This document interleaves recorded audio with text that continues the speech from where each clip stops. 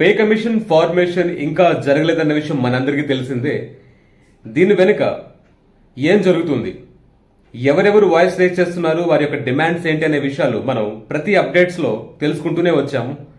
క్రితం జరిగిన అప్డేట్ లో all India state government employees union యొక్క చీఫ్ ఏమన్నారు లాస్ట్ వీడియోలో మనం తెలుసుకున్నాం. ఈసారి మరో కొత్త ఫెడరేషన్ ముందుకు వచ్చింది, అంటే మరో కొత్త న్యూస్ ముందుకు వచ్చింది. వారి యొక్క డిమాండ్స్ ఏంటి, వారు ఏ అంశాలతో government of India ministry of finance కి లెటర్ రాస్తారనే విషయం ఈ రోజు మనం ఈ వీడియోలో తెలుసుకుందాం. ఇలాంటి 8th పే కమిషన్ తాలూకా మరెన్నో అప్డేట్స్ ఈ ఛానల్లో మీకు టైం కి అందిస్తూ ఉంటాను. దిస్ ఇస్ సత్యగుమాపు. Welcome to Telugu finance TV. పదండి ల్యాప్టాప్ స్క్రీన్ లో ఆ లెటర్ చూపించి వారి యొక్క డిమాండ్స్ అనేది మనం వివరంగా తెలుసుకోవడానికి ప్రయత్నిద్దాం.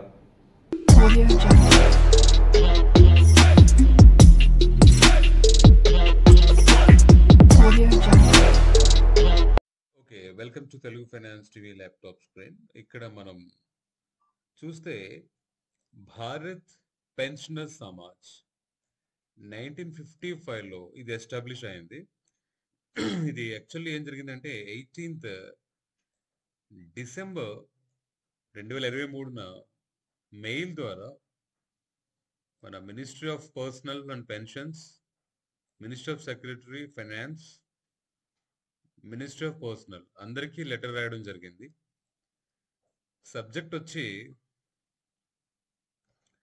Resolution adopted by the 68th BPS AGM. BPS అంటే organisation name, Bharat pensioner Samaj. And general meeting ఏదైతే యాన్యువల్లీ అవుతుందో AGM held at Delhi on 18/11/2023, highlighting the pensioners concern part 2. Pensioners సంబంధించి వీరు తమ వాయిస్ అయితే రేస్ చేయడం జరిగింది. ఎందుకు ఈ ఆర్గనైజేషన్ గురించి మనం 2 పాయింట్స్ అయితే తెలుసుకుందాం. ఇక్కడ అసలు ఎవరు, ఇక్కడ చూడండి, కొంచెం వీరి గురించి రాయడం అయితే జరిగింది. ఇక్కడ Bharat pensioner Samaj, the largest federation, an umbrella organisation of pensioners association in the country. దేశంలో ఎన్ని పెన్షనర్ అసోసియేషన్స్ ఎన్నైతే ఉన్నాయో అవన్నిటికీ ఒక అంబ్రెల్లా ఆర్గనైజేషన్ గా ఇది ఉండడం అయితే జరిగింది. అండ్ వీరి యొక్క 68th యాన్యువల్ మీటింగ్ ఏదైతే జరిగిందో ఢిల్లీలో, దాంట్లో దాదాపు 450 delegates and 225 pensioner associations from 21 states attend అయితే అయ్యారు. సో ఇది దీన్ని బట్టి అర్థమవుతుంది ఇది ఎంత పెద్ద ఆర్గనైజేషన్ అనేది. అండ్ ఆ మీటింగ్ లో తీసుకున్న రెజల్యూషన్ గురించి మాట్లాడితే, రెజల్యూషన్ నెంబర్ 1 వచ్చి constitute 8th central pay commission. The central government of India has not accepted 7 CPC commissions today away with need for the further pay commission. కేంద్ర ప్రభుత్వం ఏదైతే ఉందో 8th పే కమిషన్ వద్దు అనే విషయాన్ని యాక్సెప్ట్ చేయలేదు. అంటే the 7th central pay commission was constitute on Jan 14. మీకు తెలిసిందే, Jan 2014లో 7th పే కమిషన్ అయితే కాన్స్టిట్యూట్ అయింది, ఇంప్లిమెంట్ అవడం కాదు. ఇంప్లిమెంట్ అయితే 2016లో అయింది, అందరికి తెలిసిన విషయమే. It almost 10 years since then. The cost of living has gone very high during this period. ఈ గడిచిన 10 ఏళ్లలో కాస్ట్ ఆఫ్ లివింగ్ అనేది, బ్రతకడానికి అయ్యే ఖర్చు అనేది చాలా అయితే పెరగడం జరిగింది.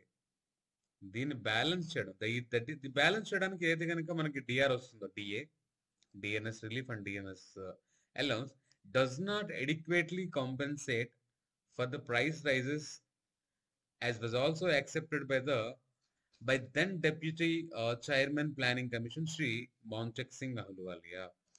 And ఈ DRల వల్ల 10 ఏళ్ల వరకు ఎటువంటి పే హైక్స్ జరగకపోవడం అనేది చాలా బాధాకరమైన విషయం. ఎందుకంటే ఆ 10 ఏళ్లలో పెరిగిన DRల వల్ల ఎటువంటి లాభం కలగట్లేదని అప్పట్లోని పే కమిషన్ డిప్యూటీ చైర్మన్ ఎవరైతే మౌంటెక్ సింగ్ అహ్లూవాలియా గారు ఉన్నారో ఆయన కూడా అభిప్రాయపడ్డారు ఈ డేట్ లో. సో విషయంలోకి వెళ్తే 2016 and 23 మధ్యలో the payment dearness allowance relief from 2020 and 21 was subsumed, which caused severe financial setback to the pensioners and employees, 80% of whom are lowly paid. ఎవరైతే కనుక 80% మంది ఎంప్లాయీస్ ఉన్నారో లోవర్ కేటగిరీ వాళ్ళు చాలా ఇబ్బంది పడటం అయితే గమనించడం జరిగింది. దీనివల్ల ఏంటంటే రాజ్యాంగానికి వ్యతిరేకంగా ఏదైతే కనుక విషయం మాట్లాడితే కనుక అది inequality of opportunities as an economic inequality. ఈ బోల్డ్ చేసిన లైన్స్ అన్ని రాజ్యాంగంలోని ప్రేంబల్ అనమాట. అది first page of the constitution. దీంట్లో సామాజిక సమానత్వం అనేది చాలా ముఖ్యమైన భాగంగా కన్సిడర్ చేసింది. అది ఇక్కడ జరగట్లేదన్న విషయం తెలుస్తోంది. ఇంకా సెకండ్ పాయింట్ ఏంటంటే 4th సెంట్రల్ పే కమిషన్ లో మీరు సరిగ్గా గమనించండి, ఈ పాయింట్ చాలా ఇంపార్టెంట్ పాయింట్ ఇది. 4th central pay commission that an effort should be made to reduce the number of pay scales and the disparity between the minimum and maximum pay. 4th central pay commission లో ఏం చెప్పారంటే the lowest pay ఏదైతే starting pay ఉంటుందో minimum pay and the highest pay ఏదైతే ఉంటుందో maximum pay, ఈ రెండింటి మధ్య ఉన్న వ్యత్యాసం అనేది చాలా తక్కువగా ఉండాలన్న విషయం హైలైట్ చేయడం జరిగింది. కానీ దీని యొక్క ఆర్డర్స్ ని ఉల్లంఘించడం జరిగింది, ఇక్కడ వైలేట్ చేయడం జరిగింది. వైలేట్ చేసి 5th, 6th, 7th పే కమిషన్లు కూడా ఈ గ్యాప్ ని తగ్గించడానికి ఎటువంటి ప్రయత్నం అయితే చేయలేదు. అది ఎలా మనం చెప్పగలుగుతామంటే ఇక్కడ మీరు అబ్జర్వ్ చేస్తే ఇక్కడ చూడండి, ది 5th పే కమిషన్ లో 1:10.7 అంటే ఇంత గ్యాప్ అయితే ఉంది లోవర్ కి హయ్యర్ కి. అండ్ 6th లోకి వస్తే 111, 7th లోకి వచ్చినట్టుకి 112, అంటే ఈ వ్యత్యాసం అనేది పెరుగుతూ వెళ్ళింది. అది యాక్చువల్గా రికమెండేషన్ విరుద్ధంగా జరిగింది. కాబట్టి అదే వేరే దేశంలో మనం చెక్ చేసుకుంటే కనుక ఉదాహరణకి మలేషియాలో చూస్తే చూడండి 1:3, స్వీడన్లో 1:4, యుఎస్ఏలో 1:4, అండ్ బ్రిటన్లో 1:6, ఫ్రాన్స్లో 1:6, ఇండోనేషియాలో 1:6, ఆస్ట్రేలియాలో 1:7. ఈ విధంగా ఆ వ్యత్యాసం అనేది ఎంత తక్కువలో ఉందో మనం ఇక్కడ గమనించడం అయితే జరిగింది. అది కానీ మన దేశంలో ఆ పరిస్థితి లేదు. సో దీన్ని బేస్ చేసుకుని ఈ ఆర్గనైజేషన్ యొక్క వాయిస్ అయితే రేస్ చేయడం జరిగింది.